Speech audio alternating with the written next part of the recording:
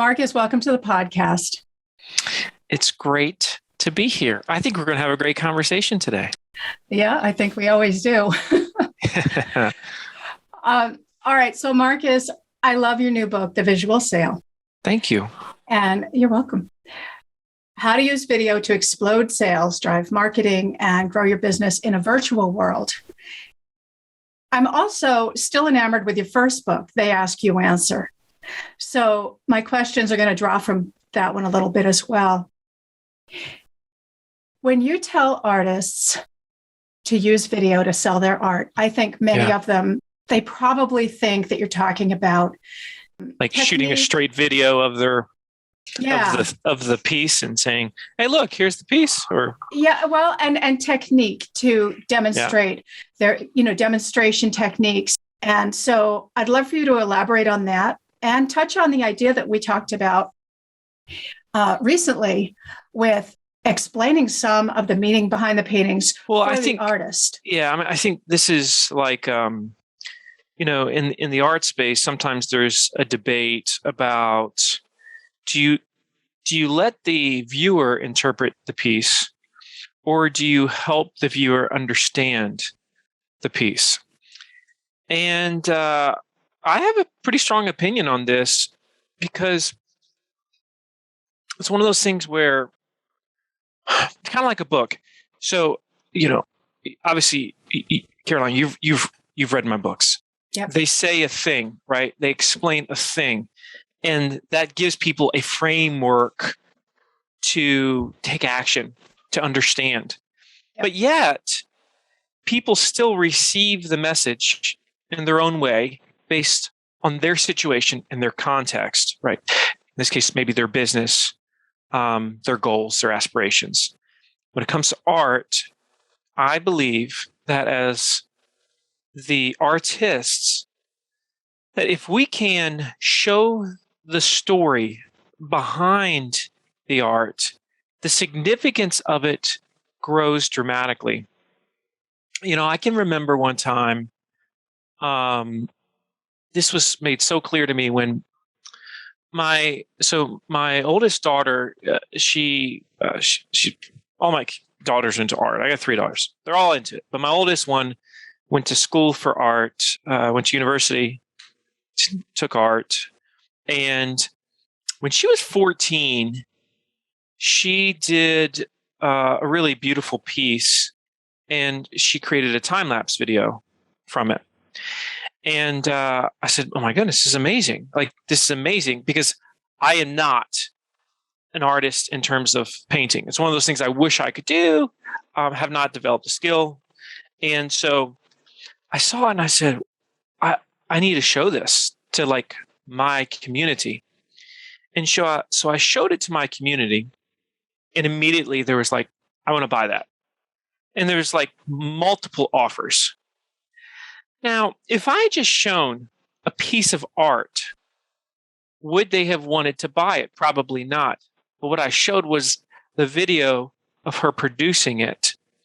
And now all of a sudden, there was a story behind what went into the thing, right? And this happens in multiple industries. Oftentimes, we don't appreciate the object itself, the thing that let's call it the thing that we might be buying or purchasing, or whatever it is, because we don't know what went into that thing. Now, sometimes what goes into it is a technique, but sometimes what goes into it is a life experience, and that life experience is what spawned that particular moment, that inspiration. And I think the great artists out there that are leveraging digital and not just producing art, putting it up on essentially what is an e-commerce like page that has very little soul, that has no story behind it. That's actually how you commoditize something, is you just throw it up on a screen, you put a number next to it. Now, granted, if you're some famous artist, sure, at that point, you don't necessarily have to do that. But for those that are not in that 1% of the 1% of the 1%, we have to do whatever we got to do in order to stand out from the rest. And in order to decommoditize the thing that we do, the thing that we, in this case, that provides us a living. And so I think time-lapse videos are incredibly powerful. I think technique videos are incredibly powerful. I think you sitting that down and explaining, here's a story behind this painting, or behind this piece, and really telling it in detail so that I can see it, so I can feel what you felt in that moment that inspired this particular vision of this thing that you have created. That's what I'm actually paying for. Everybody has to understand that. Yeah, they're paying for the story, absolutely, and how Yes. it makes them feel and the emotion that it brings forth. Yes. So now in chapter 2 of the visual sale, you talk about the 6 videos that will immediately impact sales and closing rates. Yeah. So keeping in mind that many fine artists are solopreneurs and have micro businesses with just maybe one assistant, yeah, and some of them, they're just on their own, which ones would fine artists benefit from using on their websites and social media of the videos that you talk about in your book? Yeah, so there's certain videos that just seem to move the needle, especially from a sales perspective, more than any others. One of the most important ones any artist could do is what we call the 80% video. And the 80% video consists of the core questions, the fundamental questions you're probably going to get every time you talk to a potential customer, right? So let's say, and try to imagine like this. There's many people out there that have not bought art or that are just getting into it, say, and they don't really understand the process of buying, let's call it art. They have doubts, they have concerns, they have worries. So whenever we as consumers, as buyers, whenever we commence the purchase process, something that we're ignorant of, in other words, something that we haven't practiced, something that we haven't done, something we're not used to, well, there's doubts, there's concerns, there's worries, there's fears, there's misunderstandings, etc. So the smart businesses understand that anybody that's experiencing those emotions, what those emotions lead to is inertia and action. They just don't do the thing. So somebody could have this question about art, which is what happens if, right? There's a bunch of what happens if questions when you're buying art. What happens if it gets damaged? What happens once I have actually placed my order, right? There's all these, any type of question like that, questions that you've probably heard many, many times. You should create one video that addresses those top 7 to 10 questions, worries, doubts, fears, issues that somebody is probably thinking before they buy. And that's the type of video when you create it, that as soon as somebody becomes a lead in your system, I would send that to them right away. So let's say somebody's expressed interest in making a purchase. They have questions before you have that initial conversation with them. If that is in your process, right? If you do have a conversation, then I would send that to them so that they watch it before you're actually having that first conversation. It saves everybody time. It becomes a much more productive conversation. And they are able to understand whether or not they're a good fit for you much, much faster, which again, saves everybody time. That's a good thing. Also, this 80% video should be on your website, right? And so there should be a header to the video that would say something like, see exactly what happens if you decide to purchase one of our pieces, right? Let's just call it like hypothetically that, because people want to know that. And so you're able to address those major questions. So this is just one example of a video that you should be producing. There's other types of videos that you should be producing, which one that runs that's aligned with this one pretty well is a landing page video. Now, a landing page video is, if you think about a landing page on your website, that's any form that somebody would have to fill out.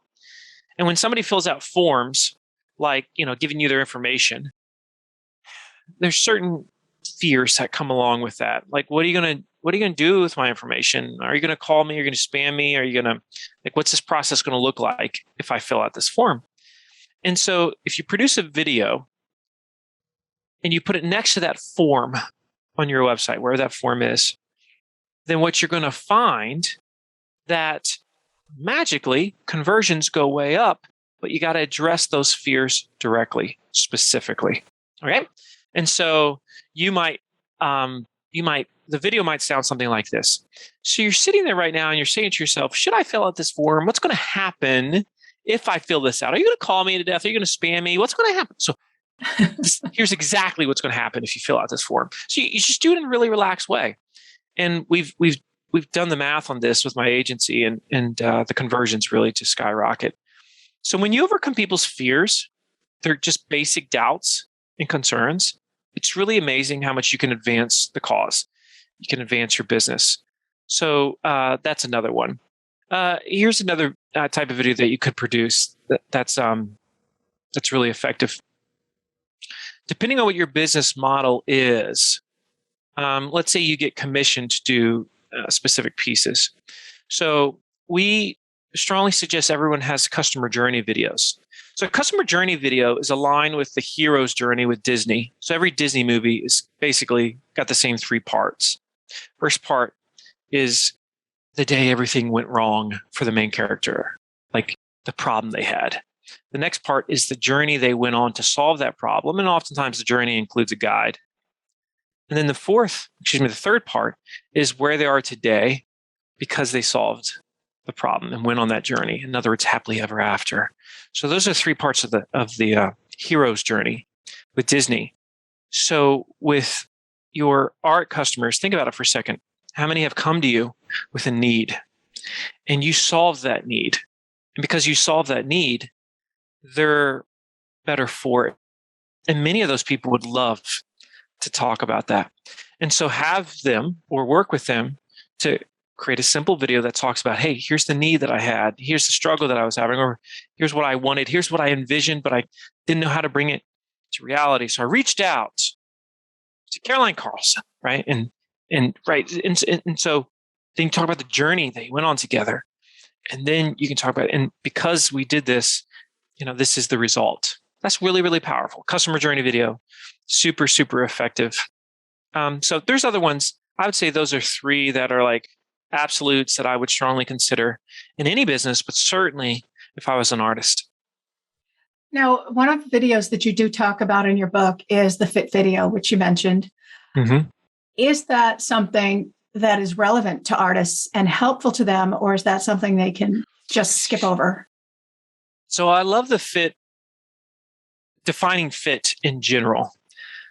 There so much power and authority come from those that are willing to say what they are and willing to say what they're not. And this is any type of brand, any type of business. So if you're listening to this right now, you're both, your brand and your business.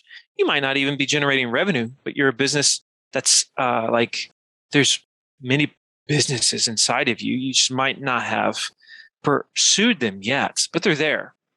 And so how the fit video and the fit conversation works, it's based in psychology in that the moment you're willing to talk about what you're not, let's say in this case as an artist or business, that's the moment you become dramatically more attractive to those who you are a good fit for.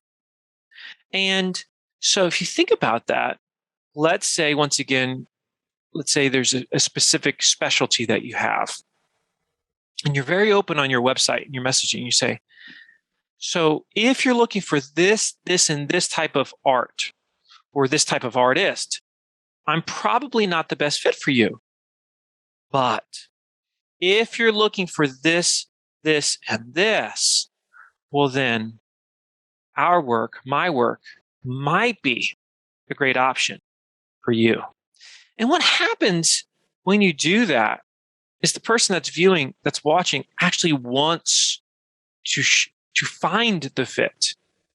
Or if it's not a fit, the beauty is you've now saved everybody time because they're able to say, perfect. I wasn't looking for that. So not a good fit. Or they're able to say, yeah, I didn't want the things that you don't do, but clearly what you mentioned you do, that's what I'm interested in. That's what I've been looking for. That's a great feeling for a buyer And that's just great messaging 101. For some reason, many companies are afraid to do that. Many individuals are afraid to do that. But again, when you own these things, you have so much more perceived value in the marketplace. This is why the greatest artists, for the most part, and again, I'm not an expert in art, the majority had a very particular style that they just were known for. They excelled at, right?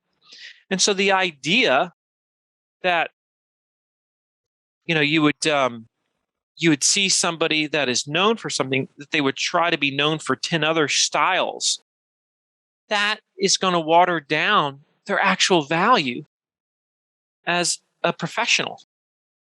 And so that's why you should own that. I don't think many artists own that very well because most people don't, most businesses don't. Yeah, I think they're not even sure how to address it. So, talking about things that are tough to talk about, let's talk about the elephant in the room for artists and most people selling things, especially. Let's talk about pricing. Yes. How can artists address the issue of pricing in their videos, on their website, factoring in various venues such as galleries and direct sales and commissions? Okay, yeah. So this is such an important question, and I think this is especially problematic when it comes to, we'll call it the art space. For some reason, when we personally invest in and create things, we can develop a hesitancy to ask for the value, the compensation that we should receive for that thing. Yep. Sometimes we're protecting ourselves. There's a bunch of psychological reasons why we don't do it. The problem, though, is it doesn't help anyone when we don't address the issue of cost and price. Because maybe 1% of 1% of all customers don't care about price, but the other 99.9 care. And they want to understand. The other side is this. Sometimes you see in industries, and this is absolutely true in art, because you take somebody like myself. For the first, 30-something years of my life, I wasn't thinking about art because, frankly, I probably couldn't afford it in my mind. So then I reached a point in my life where I could start to afford to buy things like that I couldn't before. But guess what? I don't have, at the time, any idea as to what art should cost. I don't understand the factors that go into it. I don't understand the art marketplace. So what's an artist to do? Well, let's say that you wanted to create a page or a video that was about price and cost. First thing you need to understand is this. Most of it's not actually about you. It's about the marketplace. It's about the industry. And so there's 5 main parts of a pricing/cost video or article. When I say article, a page on your website. And I would suggest that this is like a tab in your navigation bar for your website where you're discussing pricing, like right out with it. Okay. And by the way, read the Ask You Answer if you really want to understand this, because it is so stinking in there where I talk about the psychology of cost and price.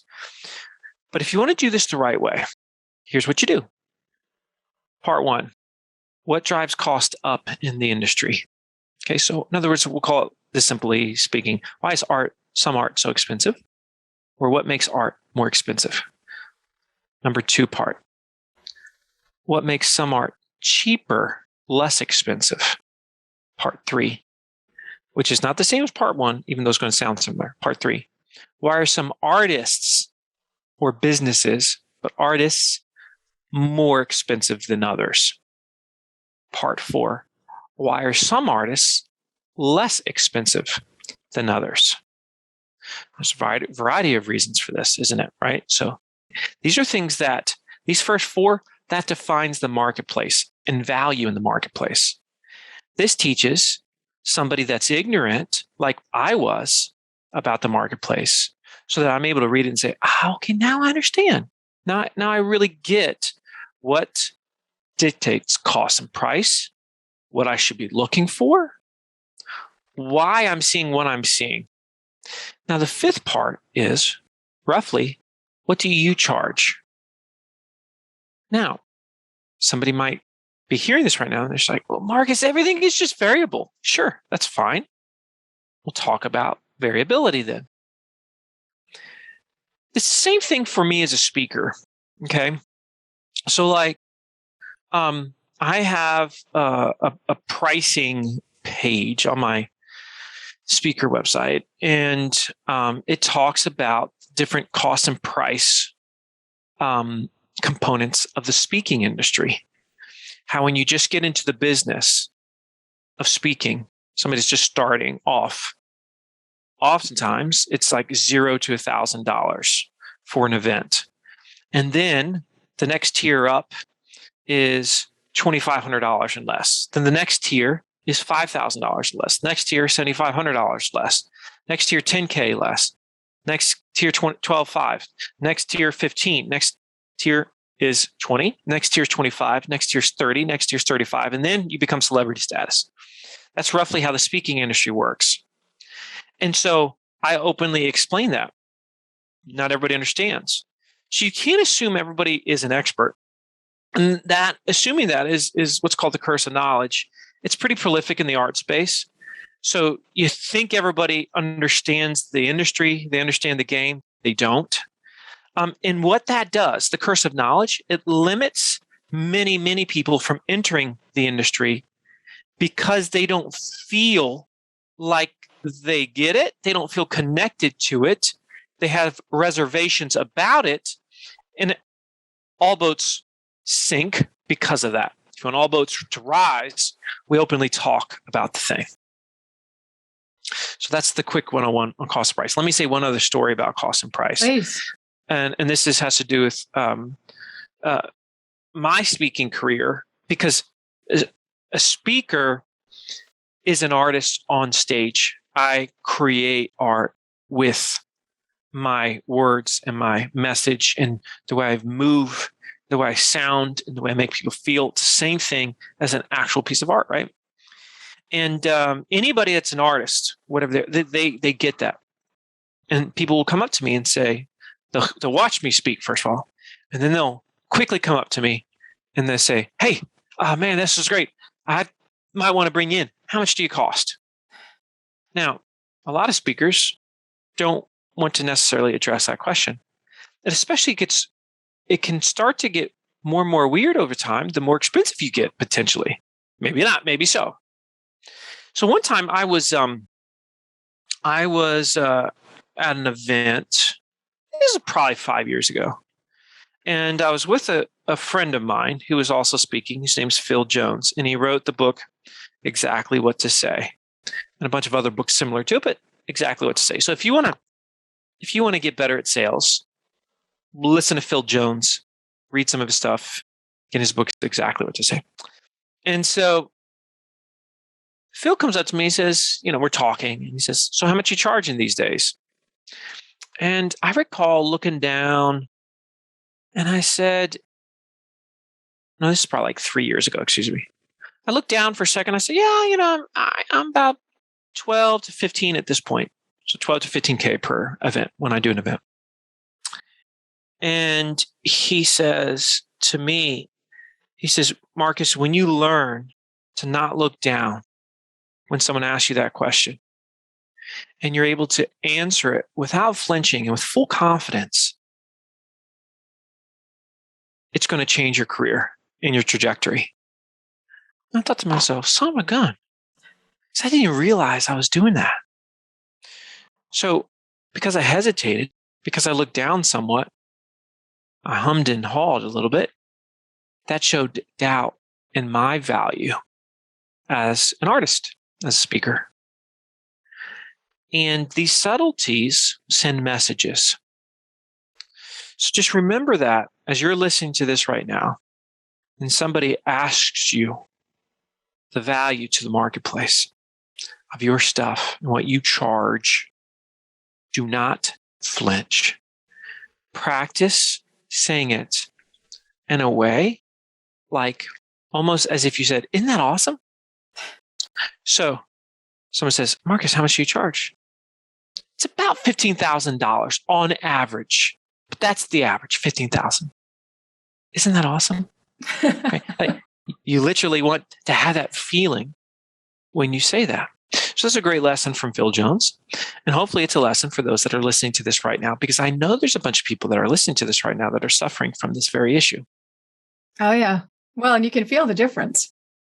And I think that when you end up making a video about this, that's going to be practice for the artists themselves because they're going to be watching back. They'll probably do several takes.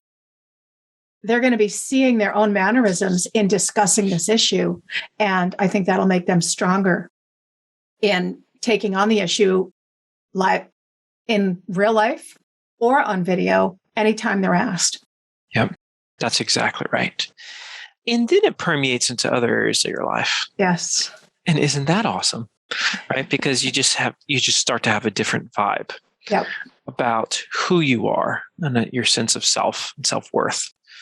Yes. Which we can all benefit from that. Oh yeah. Confidence building is a big deal in my industry. Yes. So speaking of things that we're afraid of then, how can artists overcome their fear of being on camera? Well, this is one of those, it's such an important question. And it's one of those that I'm not going to use kid gloves to answer. I'm going to be very honest about this one. First thing you have to understand about being on camera is that the marketplace, in other words, your customers and potential customers, they don't really care about your feelings when it comes to being on camera. So, and before anybody hears that and passes judgment, just listen to me for a second. When was the last time you were on a website and you wanted to see a video of a product or whatever you were researching? It wasn't there. And you said to yourself, "That's okay, there's no video. They're probably just really nervous about being on camera." That's a good point. You never said that. Nobody's ever said that. Because in that moment, what do you care about? The product. Yeah, your ability to understand the product. Yeah. You don't care that the person behind it, the company behind it, might have nerves or might have some, general fear of the camera. Okay, so that's the first answer. And that's the tough pill that everybody needs to swallow. So the marketplace doesn't care about our feelings with respect to video. What they care about is, can I have my concerns, questions, doubts, worries resolved so as to be able to move forward with this purchase? The second component is this. I have worked with businesses, individuals, brands all over the world on this subject here of camera comfort.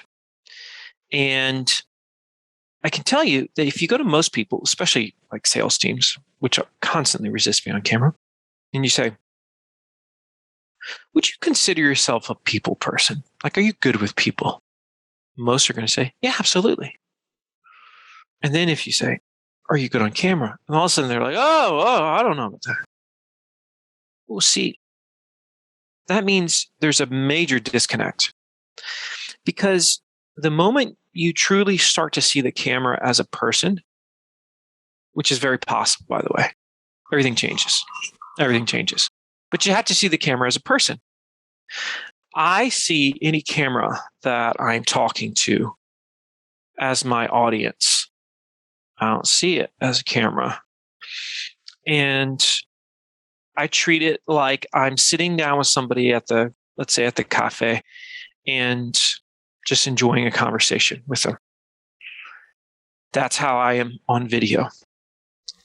And because of that, people say things like, "I just feel like I know you already.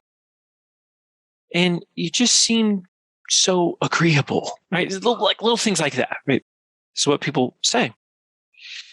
And because there's this mindset of I'm just sitting at the cafe with this individual.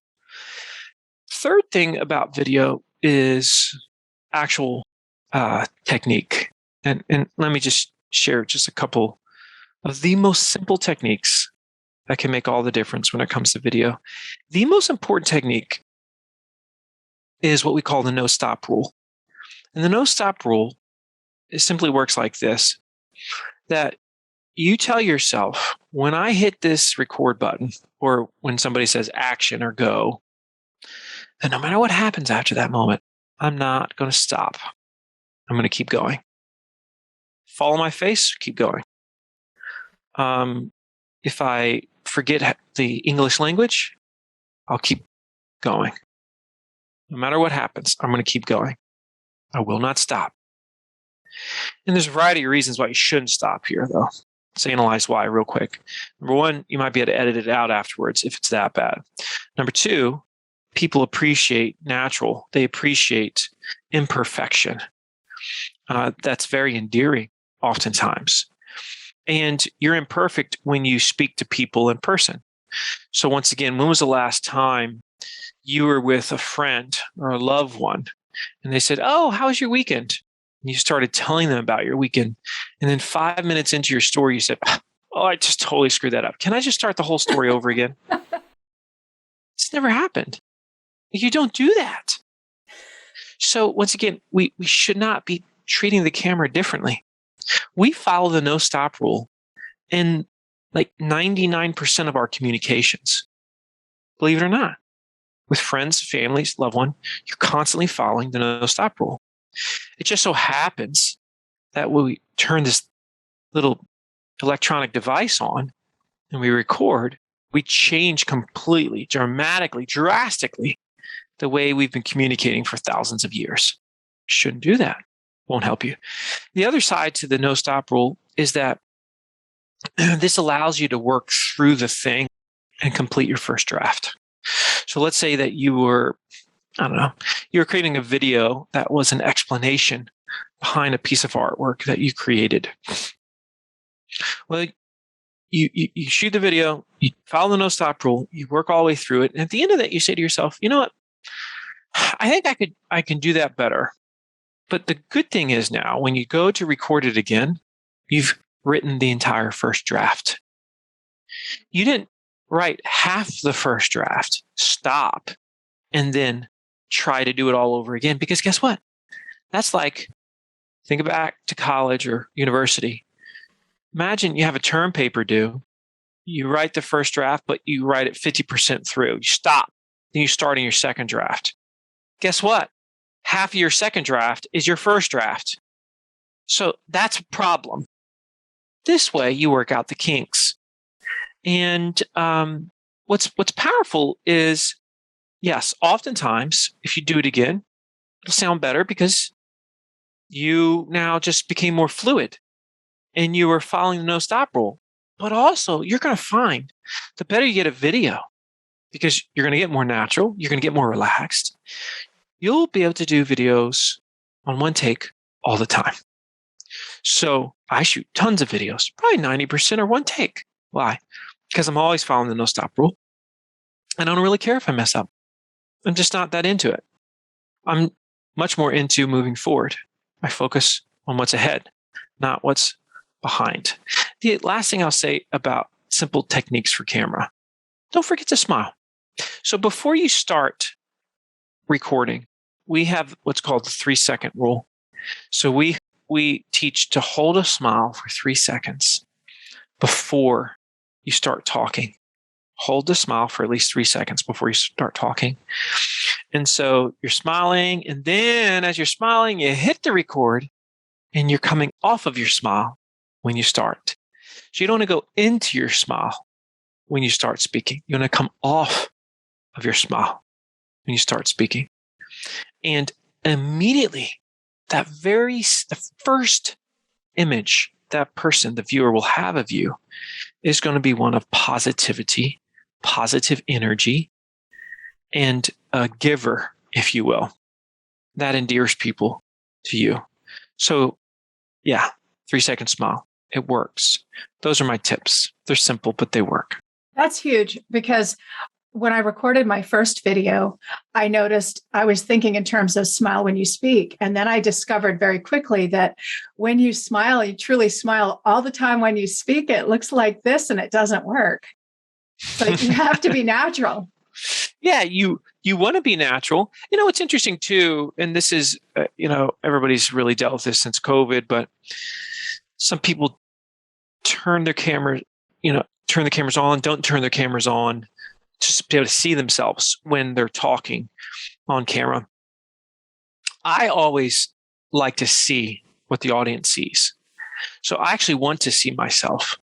And the reason why I want to see myself is because I want to make sure that my face portrays the energy that I'm looking to instill in the audience.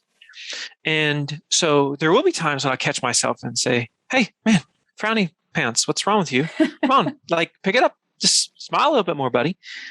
And it is, when you're smiling genuinely, it is very difficult to be nervous. That's true. It's fascinating how the two have difficulty coexisting.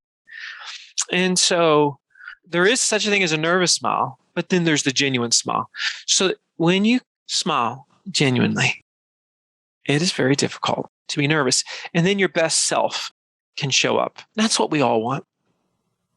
That's true. And I also have a tip, which would be bring your cat into the video, because I have one video I did with my cat, Blackbeard, and he just was freaking out. He wanted to be held while I was doing the video. So I thought, why not? So I put the cat bed on the counter, and I thought, nobody will see the cat because he's below the camera and he'll shut up and he'll stop trying to kill me.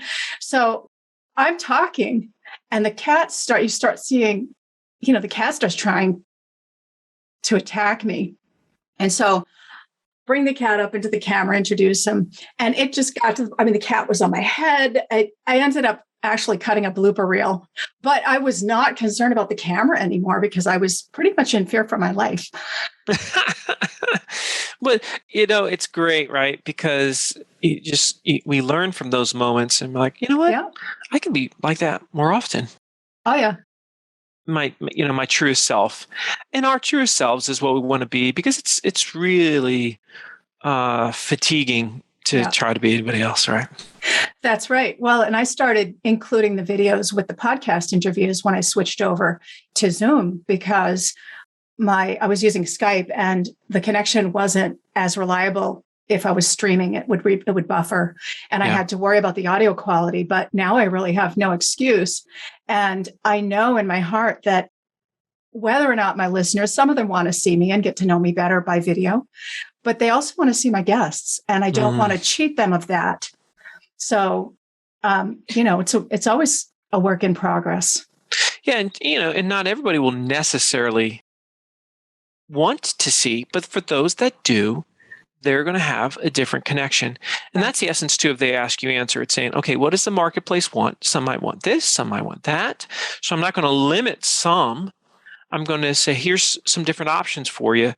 And that's more meeting the marketplace where they are. That might not be for everybody, but it's working for you. That's right. Now, how often should these videos be updated or produced? Well, I think there's some content that you produce that's evergreen, that you'll be able to use it just as well in 3 or 4 years as you could today. But, like as an example, pricing is one that I update often because prices update often and things within industries evolve. And so, like, for example, with my swimming pool company, I put price ranges in from the very, very beginning. Gone back and I've updated those price ranges consistently every year. In conjunction with that, new technology has come out in the industry, which affects pricing. And so I'll now include that. So I'll go back. But then there's others that, like I said, are evergreen. You don't have to worry about it so much. I also try to pay more attention to the videos that are really getting watched a good amount. And I'll just go back and I'll look at those and I'll say to myself, okay, is this portraying accuracy right now?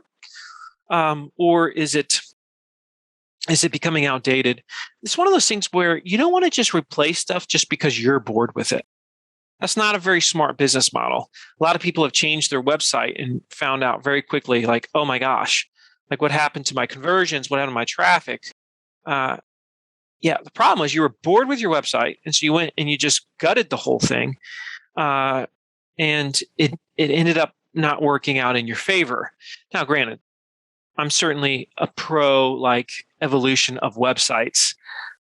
That being said, too often, once again, curse of knowledge here, law of familiarity here, because we're just so used to it, we get bored with it. Same thing happens with our art, where somebody that comes to our website first time, they've never been to the website. They're not bored of anything right now, right? For them, everything that they are about to see is new, novel. That's great. And you cannot forget that. That's very important to remember, because I think a lot of artists do get that fatigue, style fatigue maybe, where they think, oh, I've been doing this so long, I just want to paint artichokes for a while or whatever. And you got to be careful of that too. You know, like people contact me all the time, like when I'm on a podcast or something like that, Caroline, and they'll literally start off. I mean, I don't know how many hundreds of podcasts I've been on, but they'll start off and they'll say something like, I'm almost embarrassed to ask you this, Marcus, but would you mind telling the pool guy story? Okay.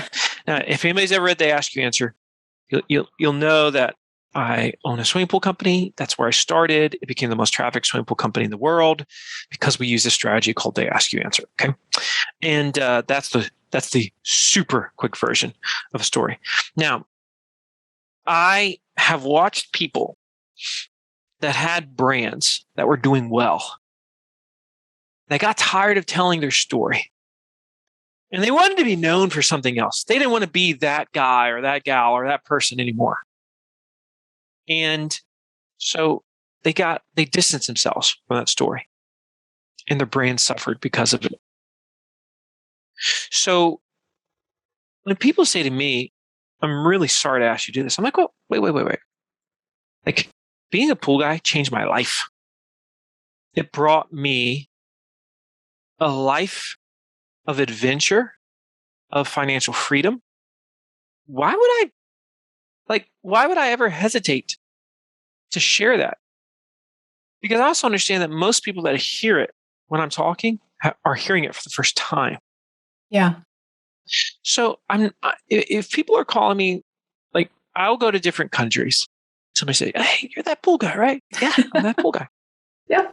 Why would I get bored with that? I don't need them to be known as, "Hey, you're that marketing expert guy, right?" Okay, somebody wants to call me that, fine. I don't really, it's like, to be known for something is beautiful. Well, it's proof that you're good at marketing. Yeah. So be careful about your story, personal story fatigue. It's a slippery, dangerous slope. And I hope that I'm 90 years old talking about being a pool guy. Well, and that's how I discovered you as an artist. That I was looking for marketing information. And I believe I heard you first with Rich Brooks on an interview. And I thought, this is brilliant. You were talking about They Ask You Answer. And I got the book. And I've been using it ever since. And now, hold this one up because I didn't get a chance to. This one is also priceless. So, absolutely. So, Marcus, I want to thank you for taking the time to speak with us today. And I'm so grateful for the giving spirit that it's always been part of you. And for being accessible to the little guy, the person who's still growing that business, who still has dreams to make their entrepreneurial entry into the world. You're a remarkable, remarkable carbon life form. Well, you're super sweet. You got this amazing spirit and energy about you. I know your listeners, viewers already know that, but you're you're easy to say yes to. Thank you. Because of your sweet way. So it's a pleasure for me to be here. And if anybody has questions, like if you've listened to this today and we didn't touch on something, you can reach out to me directly and email me at marcus@marcussheridan.com. It's the easiest one to remember, marcus@marcussheridan.com. Connect with me on LinkedIn if you're not on LinkedIn, because that's really my main social media hub. And so you can find me there. You can't really find me on the other places, so my apologies for that. But I would love to hear from some of the listeners. And as you create videos that are specific to your art, send me a link. I'd love to give you feedback. I'd love for somebody to say, "Yo, Marcus, I created an 80% video about our sales process with our gallery. What do you think?" And I'll be like, "This is awesome. Yay." That's awesome. And I'm actually going to be doing that with that painting we talked about last time. Can't wait. It's hanging in the gallery, and as soon as I get it back. So wrap us up with some parting marketing advice for our artist listeners. I think one of the big mistakes these days, Caroline, that we see is